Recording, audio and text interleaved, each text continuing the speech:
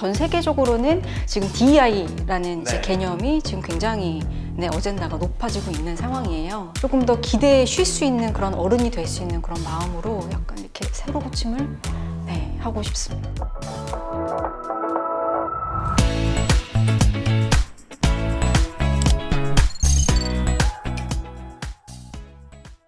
더 나은 세상으로 새로 고침 진행을 맡은 LG화학의 이영준입니다. 새로 고침 처음 들어보셨죠? ESG 분야의 다양한 분들을 모시고 우리가 더 나은 세상을 만들기 위해서 이 프로그램을 기획해 봤는데요. 2024년에 그래도 우리가 ESG 트렌드를 한번 짚어봐야 되지 않을까 이런 생각을 해봤습니다. 그래서 모셨습니다. ESG 분야의 업계 최고의 전문가 그리고 인싸시죠. 트리플라잇의 정유진 대표님을 모셨습니다. 대표님 반갑습니다. 안녕하세요. 네, 반갑습니다. 정유진이라고 합니다. 대표님 제가 한 1년 전에 뵀을 때보다 훨씬 화사해지셨는데 사업이 좀 잘 되시나 봐요. 다행히 이 분야에 관심을 많이 가져주셔서 그런 분들 덕분에 저희 회사도 조금씩 잘 지속 가능하게 성장하고 있지 않나라고 생각을 하고 있습니다. 대표님은 요새 그 회사 일 중에 어떤 분야에 조금 제일 집중하고 계세요? 저희는 임팩트 측정 분야에 조금 집중을 하고 있는데요. 대부분 임팩트라고 얘기하면 굉장히 어려우실 거예요. 조금 설명을 드리면 이제 우리가 어떤 선택을 하거나 어떤 활동을 할 때 그것이 항상 누군가에게 또는 어떤 사회에 또는 환경에 영향을 미칠 수밖에 없어요. 그게 조직이나 기업으로 더 커질수록 그 영향은 더 당연히 확대될 수밖에 없겠죠. 그래서 저희 트리플라잇은 뭔가 더 나은 미래를 만들기 위해서 굉장히 노력하고 있는 그런 많은 조직들이 하고 있는 활동들을 통해서 어떤 긍정적인 변화가 나타나고 있는지를 조금 와닿게 측정을 하고 측정된 결과를 많은 사람들한테 알려드리는 그런 일을 하고 있는데 다들 되게 어려워하시더라고요. 되게 뭔가 큰 비전을 가지고 말씀하시는 것처럼 되게 와닿았거든요. 아, 참 멋진 일을 하시는구나 다시 한번 느꼈습니다. 앞서 말씀드린 것처럼 우리가 ESG 트렌드를 좀 짚어보고 싶어요. 근데 사실 이걸 보고 계신 많은 분들이 아직도 ESG에 대해서 좀 막연하실 것 같은데 ESG를 좀 알기 쉽게 설명해 주실 수 있을까요? 지금 우리가 살고 있는 우리 한 명 한 명의 사람들, 앞으로 우리가 이제 낳아서 기르는 미래 세대들이 어떻게 하면 좀 더 건강하게 행복하게 이 사회 속에서 살 수 있을까, 그런 건강하고 행복한 사회와 환경을 만들기 위해서 우리가 노력해야 되는 어떤 가치가 ESG인데 너무 막연하잖아요. 아, 좀 철학적이네요. 네, 철학적이죠. 이제 그러다 보니까 그렇게 만들기 위해서는 우리가 어떤 요소와 항목들을 생각하고 관리해야 할까를 고민하기 시작한 거예요. 그렇게 수십 가지의 항목들을 나열을 해보니까 이게 환경, 사회, 지배구조라는 어떤 카테고리로 묶이게 된 것이고 그 명칭을 이제 ESG라고 통칭을 하게 된 거예요. 그것이 일반 개인보다는 기업이 이런 것들을 더 지킬 때 그런 영향력이 더 커지잖아요. 조금 더 기업 입장에서 기업이 조금 더 해야 되는 과제처럼 지금 얘기가 많이 되고 있는 것으로 그렇게 이해해 주시면 좋을 것 같아요. 네. 아유, 제가 듣다 보니까 좀 궁금한 게 기업에게 ESG가 중요하다는 거는 뭐 100번 공감이 돼요. 그러면 기업만에게 중요한 건지 우리가 알고 있는 다른 기관이나 아니면 개인이나 뭐 이런 데도 중요해지는지 이것도 좀 궁금하거든요. 예전에 이제 불매운동이 굉장히 많이 일어났던 어떤 기업의 사례가 있는데 그런 그 기업이 굉장히 나쁜 일을 하거나 어떤 사건 사고가 일어났을 때 우리 소비자들이 그런 거 신경 안 쓰고 제품을 계속 사고 구매한다고 생각을 해보면 그 기업이 잘못했던 거를 인정을 할까요? 안 하겠죠. 하지 않을 거예요. 그래서 우리가 작게는 어떤 제품 하나를 사는 것도 굉장히 작은 선택이고 행동이지만 우리 한 사람 한 사람의 선택과 행동이 다 모이고 쌓여서 그런 더 나은 어떤 사회를 만들 수 있는 그런 가치가 형성된다라고 저는 개인적으로 생각을 하고 있습니다.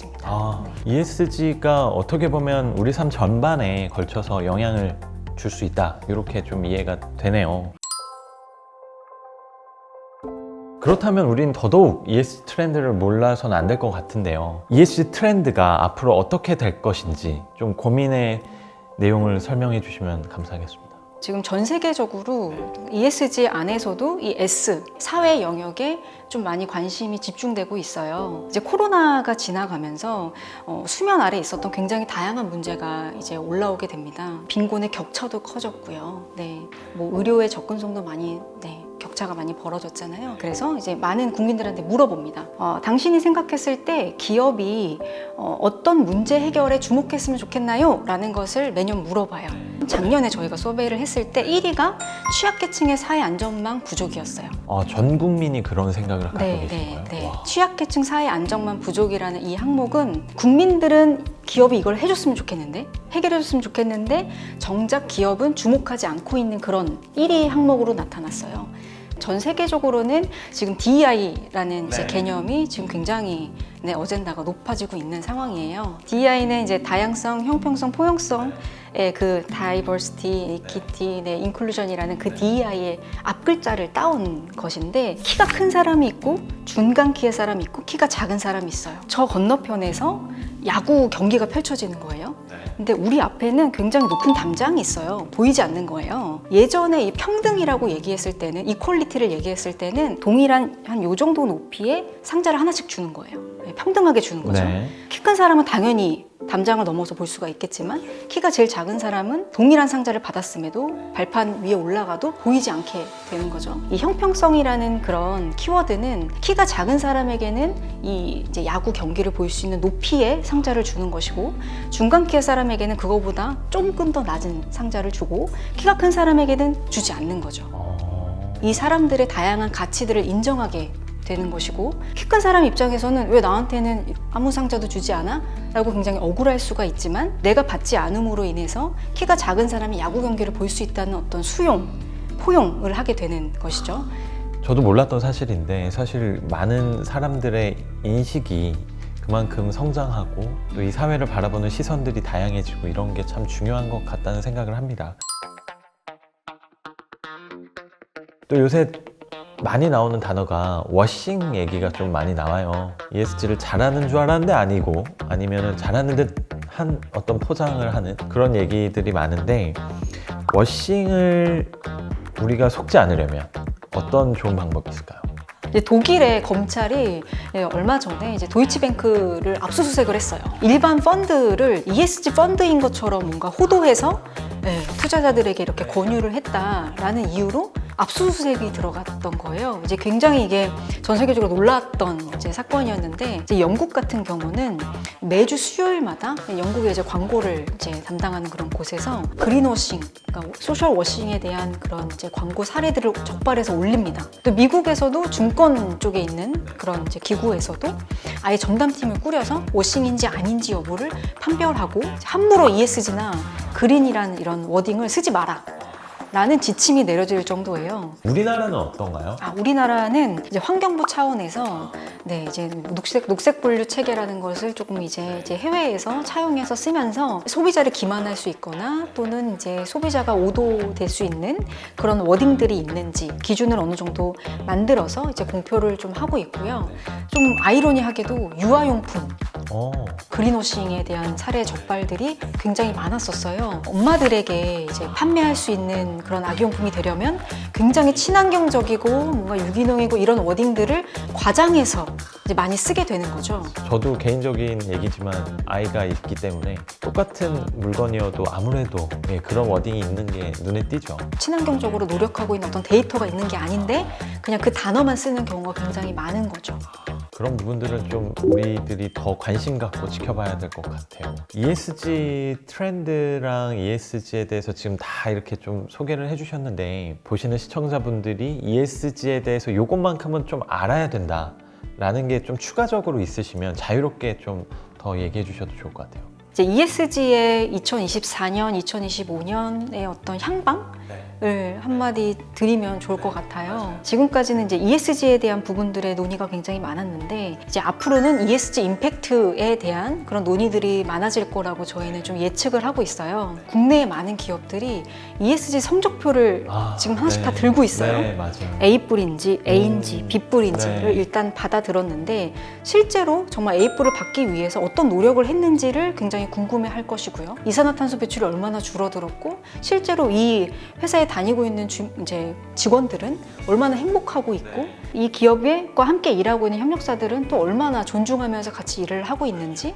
이걸 통해 어떤 변화가 나타났는지 그 변화의 수준과 정도를 체감하고 싶어 하거든요. 이제 앞으로는 단순히 성적표를 받아드는 걸 좀 넘어서서 사회와 환경과 미래 세대에 어떤 영향을 미치고 있고 미쳐야 하는지에 대한 엄밀한 어떤 관리와 측정과 평가와 또 솔직한 소통이 굉장히 중요해질 거라고 생각을 하고 있습니다. 방금 말씀하신 게 사실 어떻게 보면 엑기스라고 할 수 있을 것 같아요. 우리가 영향력이라는 게 참 중요한데 그 영향력을 통해서 기업도 지속 가능하고 우리 삶도 지속 가능해질 수 있는 거니까 제가 준비한 마지막 질문인데요. 우리 대표님이 다양한 인사이트를 주셨는데 대표님에게 신이 능력을 주셔서 이 세상에 단 하나의 문제를 고칠 수 있게 해주신다면 대표님은 어떤 문제를 좀 고치고 싶으신지?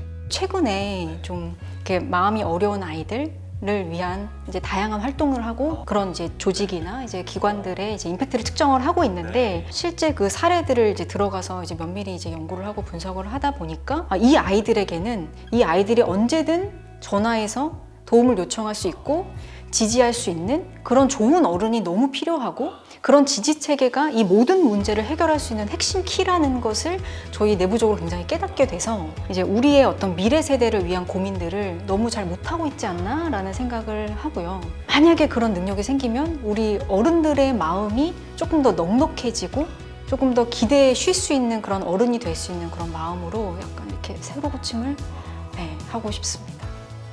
그렇게 될 것 같아요. 이렇게 노력하는 분들이 많이 계시니까 우리 LG화학도 좀 많은 아이들이 기댈 수 있는 기업이 되길 개인적으로 바라봅니다. 네, 저희는 다음에 더 재미있는 ESG 이야기로 찾아뵙겠습니다. 감사합니다. 안녕. 감사합니다.